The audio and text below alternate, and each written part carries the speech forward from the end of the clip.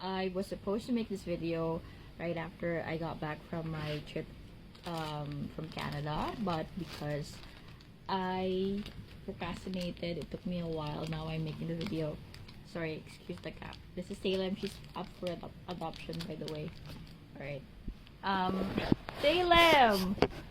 Anyway, so it was my first international flight, and I was bound for Toronto in Canada. I had 3 flights from here, Cebu Mactan International Airport, to Changi in Singapore, then Singapore to Vancouver, and then Vancouver to Toronto. So I'll be detailing my immigration officer experience and how it went. My trip, disclaimer na nidaan, my trip was sponsored by my boyfriend who lives in Canada, and we also did the visa application together. We didn't hire an agency, and also took a lot of time. I think for like more than 3 months from the visa application to getting the visa, but it was really smooth sailing as long as you have all of the documents prepared. I'll make a separate video for that, but for this one I'll be detailing how my experience went. My flight was August 26 at 2:30 a.m. if I can remember correctly, and when I got to the airport I had to wait an hour because I think I was misinformed actually. The checkout counter was already open at around 9, but I keyed up at around 10 because I thought that the area where I was sitting was where my flight would be checked. So I keyed up around 10 and I got into the line. My baggage was checked and I got my boarding passes. So before you go to the immigration, you have to get your boarding pass, so you have to check your bags and whatnot. That's what happened. I was really nervous because I was kind of scared of getting offloaded, but sa awa ng Diyos and thank you to the universe, I was able to go to my flight. But the experience itself was really kind of rattling, nerve-wracking. When I was there, the immigration officer asked for my passport and for my boarding pass. One mistake that I did, because rookie mistake, I was nervous. I handed him my passport with the cover, so he gave me a pointed look and I had to remove the passport, and I gave him the passport and the boarding passes. I had 3 because of the 3 flights. And the first question he asked me was, where is Lester Pearson Airport? And I told him, in my head it was like, oh, it's in Toronto. I said it's in Toronto, Canada, because that was the last stop in my flight.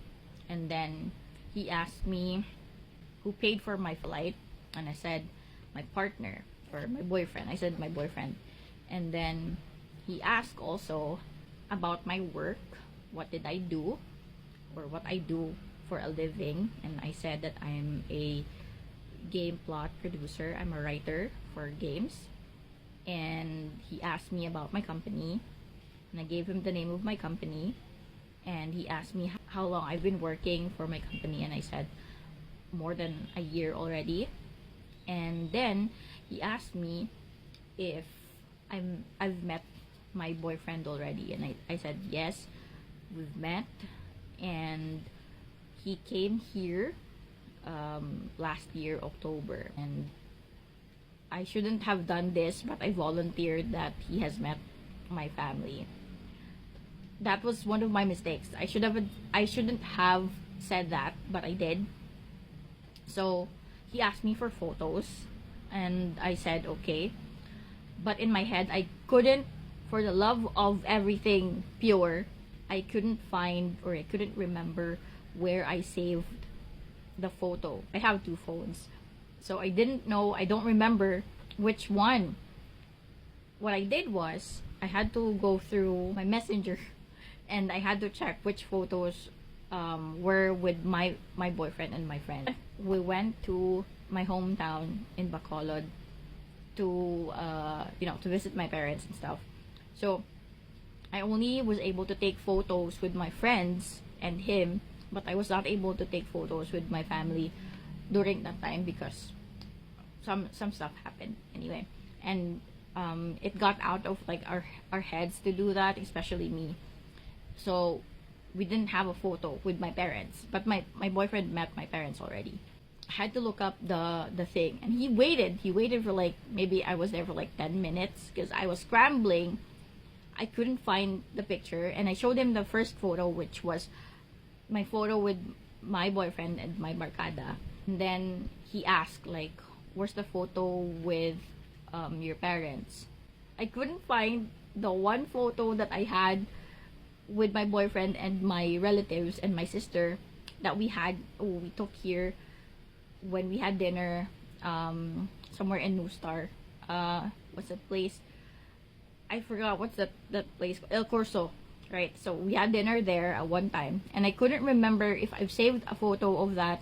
Somebody took it, and I remembered it was my niece, so I had to check the messenger conversation with my niece, and there was the photo, and I showed it to the IO, and he was like, who are these people? Who's that at the back? And I said, oh, that's my sister-in-law and my nephew, and that's my cousin, and all of that. And then at that point, because I was already scrambling and panicking looking for the photo, I was really scared to get offloaded, and my throat was already drying. And at that point, he was asking like, so if he's met your parents, why don't you have a photo with him and your parents? And I said, because instead of saying mabilis lang po kami kasi doon, I said madali lang po kami doon, and I think he got the gist of it. I saw him stamp my passport. He didn't give me the passport yet, so he waited for me to like find the photo and also show it to him, and I guess he got that was like sufficient as an answer, and he gave me back my passport with the stamp. I already was like panicking, and then I was so relieved when I got my passport back. And I went through like immigration, and I was sitting in the lounge now to wait for my flight. I actually made a video during that time, but the audio quality is so bad that I couldn't like post it, so I'm making a separate video now. I prepared like a lot of documents. I prepared my COE. I prepared a letter that says that I am on leave as well. Oh, that's EP. EP, no. And my COE, my company ID, the letter that tells that I am on leave. Also, my boyfriend's bank statement, my mobile banking app, and what else? Company ID. Most of it was like that. Let me just check. So I wrote it down. I had to because I'm really forgetful. So yeah. So also the affidavit of support, which you need if you are visiting via sponsorship, which I was at that point. It took a while for it to get here, like 28 days or more. Yeah. My boyfriend got the affidavit of support from the Philippine Embassy in Toronto, and he had to mail it to me, and it took about a month, maybe a little bit over. Yeah, a little bit over a month because of it's air mail, so I had to get it from the post office. But I did a separate video about that experience.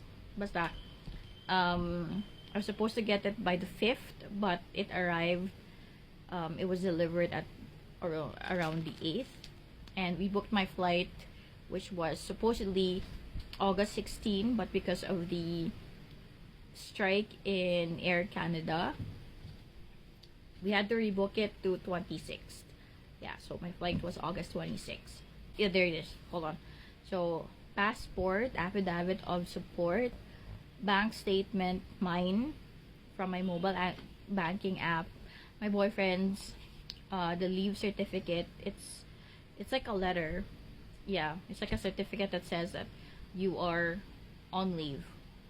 My company ID, I also prepared my June and July payslip. An itinerary. I put it on my phone. It's saved as a PDF. Proof of relationship was the only thing that was asked. And wala jud ko ka ano, proof of relationship was the only thing that was asked from me. But I was so rattled. I panicked, okay? I didn't think that they would like ask photos, my my relatives or my parents, but thankfully we were able to pass the IO, and then the round trip ticket. Those are the documents that I prepared for the whole thing. I hope this will help. Kind of first time ninyo na kuan ba? It's your first time going abroad, your first international flight. It was my first international flight, and I researched like a lot in between the months that I was waiting for the affidavit to arrive. That did help a lot. And also, you have to check because there were like stuff that's not true anymore. Like before though, you needed to get like an CFO or something like that. It was a document that would say that you are like migrating, but I wasn't migrating. I was just a tourist. So gitanggal na siya. It's removed already, and I didn't need that. But I tried to get it, but the people in the department, I forgot what it's called, the overseas something something something. I can't remember right now what it was, but they told me that it's not needed anymore. And I will also make a separate video for the visa application to Canada that you don't need an agent for it. As much as I can, I will answer questions. I'll make a separate video detailing how I processed my Canada tourist visa with a sponsor. That's it. If you have any questions, don't hesitate to post a comment or write a comment or something, and I will, to the best of my ability, answer the questions. Okay. For those who are also like in the same path like this, good luck with your application and have fun. All right, so that's it for tonight's video. See you again on the next one. Have a good night.